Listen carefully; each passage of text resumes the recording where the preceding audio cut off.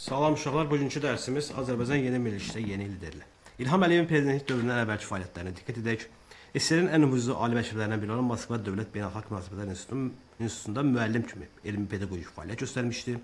1985-1990-cı illərdə Azərbaycan Respublikasının Dövlət Neft Şirkətinin birinci vitse-prezidenti 1994-2003-cü illərdə, Milli Alim Komitəsinin prezidenti 1997-ci ildən, Milli Məclisin deputatı 1995-2003-cü il, Yapın, yəni Yeni Azərbaycan Partiyasının sədr müavini 2001-2003, baş nazir isə 2003-cü il avqust və oktyabr ayında olmuşdur. Avropa Şurasında ölkəmizin nümayəndə heyətinin başçısı 2001-2003-cü ildə olmuşdur. Azərbaycanın iqtisadi inkişafının yeni mərhələsinə diqqətlə baxsaq, 2003-cü il prezident seçkiləri ərəfəsində Heydər Əliyev namizədliyi irəli sürsə də, səyahətlə əlaqədar seçkilərdə iştirak etmədi və baş nazir İlham Əliyevin xeyrinə namizədliyindən geri çəkildi. 2003-cü il oktyabrında alternativ əsaslarla keçirilən prezident seçkilərində Ulu Öndər Heydər Əliyevin layiqli müqavilesi İlham Əliyev qalib gələrək onun daxili və xarici siyasət kursunu uğurla davam etdirdi. Bundan 2 ay sonra 2003-cü il dekabrın 12-sində ümumi lider Heydər Əliyev vəfat etdi və ölkəyə uğurlu rəhbərliyə görə İlham Əliyev 2008, 2013-cü və 2018 və 2024-cü illərdə prezident seçildi və 2024-cü ildə yenidən prezident seçilmiş oldu. İlham Əliyev prezidentlik dövrünün mərhələlərinə baxaq. Birinci mərhələdə Azərbaycan hüququ və dövlət quruculuğu davam etdirildi. Referendumda konstitusiyaya əlavə dəyişikliklər edildi və ölkə iqtisadiyyatının keçid dövrü başa çatdı 2009-da. İkinci mərhələdə hüquqi dövlət və quruculuğu daha da möhkəmləndirildi və 21 fevral 2017-ci ildə Mehriban Əliyeva, yəni Mehriban xanım Əliyeva Azərbaycan Respublikasının birinci vitse-prezidenti vəzifəsinə təyin olundu. İndi neft və qaz bağlı strategiyanın yeni mərhələsinə baxaq. 2006-cı il Bakı Tbilisi-Ceyhan neft kəmərinin inşası başa çatdırıldı. Bu kəmərlə Azərbaycan nefti Türkiyə üzərində dünya bazarına çıxarılması başlandı və Avropa enerjisi olan tələbatı isə alternativ olmaqla Rusiyanın oradakı siyasi iqtisadi təsirini də azaltdı. 2007-ci il Bakı Tbilisi Ərzurum qaz kəməri istifadəyə verilməsi Azərbaycan qazı ilə ilk və böyük həcmdə dünya bazarına nəqliyi baş tutdu. Nəql olunduğu ölkələr təbii qaz olan tələbatı və ehtiyacı ödəməklə yanaşı, Yunanistan vasitəsilə Avropa ölkələrinə ötürülməsinə imkan yaradıldı. 2013-cü ildə bir sıra Avropa dövlətlərinin ölkəmiz arasında Azərbaycan nefti qazının Avropa və böyük həcmdə çıxarılması üçün yeni müqavilələr imzalandı. İlham Əliyevin 20-ci əsrin müqaviləsi adlandırdığı bu müqavilə ölkə qazının Avropada daha geniş ixracı üçün yeni layihələrlə yanaşmasına nəzərdə tuturdu. Bunlar hansılar idi? Birinci Trans-Anadolu qaz kəməri TANAP və Trans-Adriatik qaz kəməri TAP, yəni TANAP-TAP. 2018-ci ilin 12-sində Eskişehirdə TANAP-ın açılış mərasimi keçirildi. Boru kəmərinin çəkilişi Azərbaycan təbii qaz ehtiyatının Avropa nəqlilməsində mühüm bir addım oldu və Avropa qitəsi enerji təhlükəsizliyi üçün xüsusi əhəmiyyətə malik oldu. İndi biz 20-ci əsr, yəni 1994-cü il sentyabrın 20-sində və 20-ci əsr müqaviləsinin ortaq cəhətlərinə baxsaqsa, Azərbaycan enerji mənbələrinin böyük həcm hasil və ixracı həyata keçirilmişdir. Nəqliyyata diqqət etsək, yeni avtomobil yollarının çəkilişi, böyük yol ötürücüləri körpülərinin inşa olunması, İpək yolunun genişləndirilməsi üçün təmir bərpa işlərinin aparılması, 2017 oktyabrın 30-da Bakı-Tbilisi-Qars dəmir yolunun açılış mərasimi keçirilməsi, bu dəmir yolu Asiya ilə Avropanın ən qısa və etibarlı birləşdirən strateji böyük iqtisadi əhəmiyyətli malik yoldur və Çin, Qazaxıstan, Orta Asiya, Avropa ölkələri istifadə edəcəyi bu yolun çəkilişi uğurla başa çatdırılması ölkəmizin növbəti ciddi nailiyyəti idi. Ələt Azad İqtisadi Ticarət Zonası isə 2018-də yaradıldı. Bu liman Xəzər dənizinin ən böyük beynəlxalq liman kompleksidir və yükdaşımada Azərbaycanın əhəmiyyətini daha da artırmaqdadır. 2023-cü ildə İran ərazisinə keçməklə Şərqi Zəngəzur iqtisadi rayonla Naxçıvan Muxtar Respublikasında yeni dəmir yolu xəttinin tikintisinə başlanıldı. Bu layihə Naxçıvan quru yol əlaqəsini yaratmaq üçün mühüm addım idi.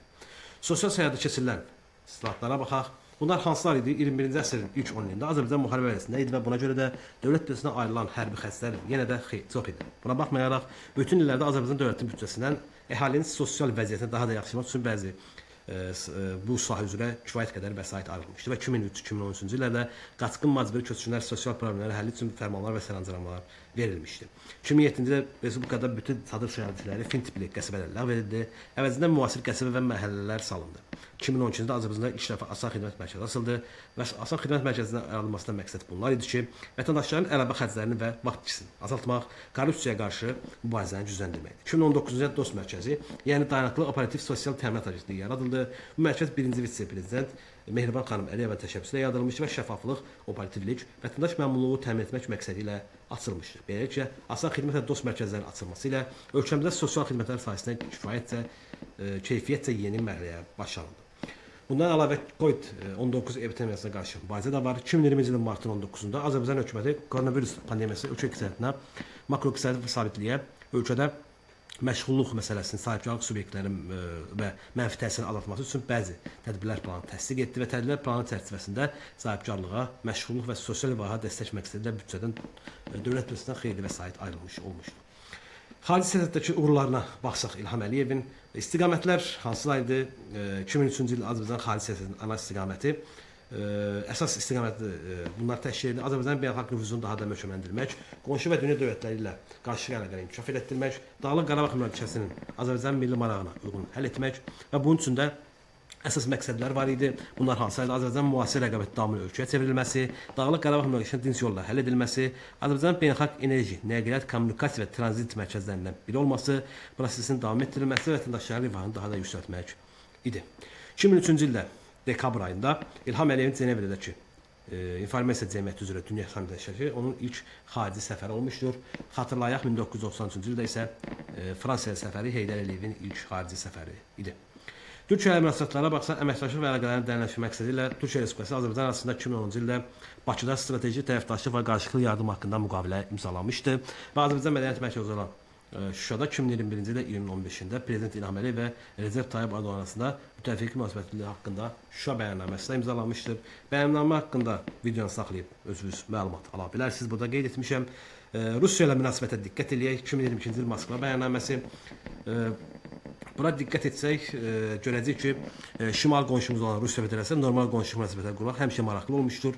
Cənubi Qafqazda Azərbaycan çox vacib bir ölkə idi. Bunun üçün də 2008-ci ildə Rus-Gürcüstan münasibəti baş verən müharibədə Azərbaycan hər iki dövlətlə qarşı əlaqəyə sadiq qalaraq münasibətləri qurmaq, saxlamaqla, yəni münasibət qurmaqla öz sövbəsini vermişdir və 2002-ci il fevralında İlham Əliyev Rusiya rəsmi səfəri zamanı Moskva bəyannaməsi kimi tanınan müttəfiqlik və qarşılıqlı fəaliyyət haqqında bəyannamə imzalanmışdır və Putin bu bəyannamə ilə Azərbaycan ilə Rusiya arasında diplomatik münasibətlərin qurulmasının 30 ilə həsr olunan yeni bir belə deyək, münasibətlərin yeni bir səviyyəyə çatdığını və çıxdığını bizə bildirmişdir. İranla münasibətə diqqət etsək isə, İranla münasibətlərdə Heydər Əliyev və İlham Əliyev qarşılıqlı faydalı əməkdaşlıq xüsusi diqqət yetirmişdir. 2004-cü ildə Təbrizdə Azərbaycan konsulluğu açılmışdır. Bu azad diplomatik əlaqələrin güclənməsinə təkan vermişdir.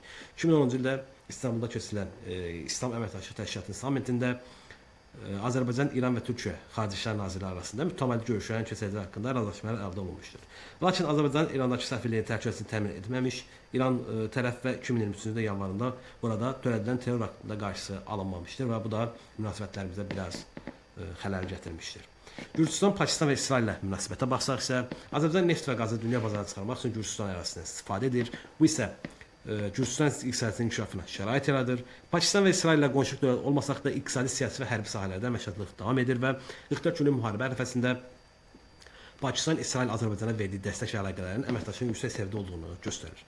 İndi beynəlxalq təşkilatlarla əməkdaşlığa diqqət eləyək. Hələ 2003-cü ildə İlham Əliyev Azərbaycan Respublikasının baş sərhədi olarkən BMT-nin baş məclisində tarixi çıxışında BMT-nin iş mühafizəsinə bağlı təklifləri sürmüş və Şərqə Avropa ölkələrindən birinin BMT-nin Təhlükəsizlik Şurasının üzv seçilməsi iddiasında irəli sürmüş.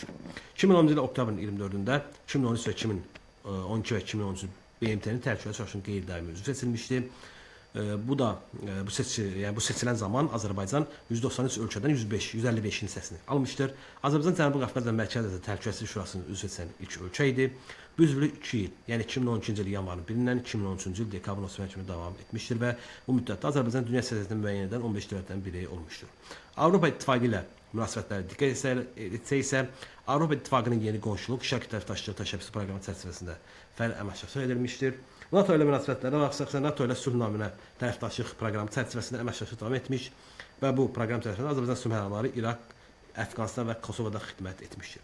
Qoşulmama hərəkatına diqqət etsək isə, xarici siyasətdə heç bir hərbi təşkilatı qoşulmamaq yolunu seçən Azərbaycan 2011-ci ildə əsasında may ayında qoşulmama hərəkatının tam hüquqlu üzvü olmuş və 2019-22-ci ildə təşkilatda sədrlik etmişdir. Türk Dövlətləri Təşkilatına diqqət edək. 2009-cu oktyabrın Naxçıvanda keçirilən Türk dilli ölkələrin baş sərhəd görüşünə imzalanan Naxçıvan sazişinə əsasən 2013-cü ildə Türk Dövlətləri Təşkilatı Şurası yaradıldı. Təşkilatın əsas məqsədləri və vəzifələri Naxçıvan sazişi ilə müəyyən edilir. Qurumun əsas məqsədləri bunlar idi. Müxtəlif sahələrdə qarşılıqlı əlaqələrini möhkəmləndirmək, regionda və dünyada sülhün bərqərar olmasına nail olmaq idi. 2020-ci ilin noyabrında Türk Dövlətləri Əməkdaşlıq Şurasının İstanbulda keçirilmiş zirvə görüşündə dünyanın siyasi sistemini önəmli bir platformasına çevirmək üçün Türk Dövlətləri Təşkilatının bundan sonra Türk Dövlətləri Təşkilatı, yəni Türk Dövlətləri Əməkdaşlıq Şurasının adını dəyişdirib Türk Dövlətləri Təşkilatı adlanmasına başlanılmışdır. Yəni 2021-ci ilin noyabrında. Türk Dövlətləri Təşkilatının Bursa şəhərində keçirilən növbəti iclasında isə, yəni 2023-cü il Şuşanın Türk Dünyası Mədəniyyət Paytaxtı yaradılması haqqında qərar qəbul edilmiş və 2024-cü il iyunun 6-sında təşkil edən başçıların Şuşadakı qeyri-rəsmi zirvə görüşündə isə görüşün yekununda təşkilatın üzvləri tərəfindən Dağlıq Qarabağa aid Qarabağ bəyannaməsi qəbul edilmişdir və dərsimiz ümumi bu qədərdir. Azərbaycan yeni minişdə, yeni liderlə, yəni İlham Əliyevlə uğurlu siyasət həyata keçirmiş və işğal altında olan torpaqlarını tamamilə işğaldan azad etmiş və regionda, yəni Qafqaz regionunda ən mühüm dövlətlərdən birinə çevrilmişdir. Dərsimiz bu qədərdir. Ümidvaram sizin üçün faydalı olar. Diqqətlə oxumağınızı və diqqətlə dinləməyinizi məsləhət görürəm. Sizə uğurlar arzulayıram.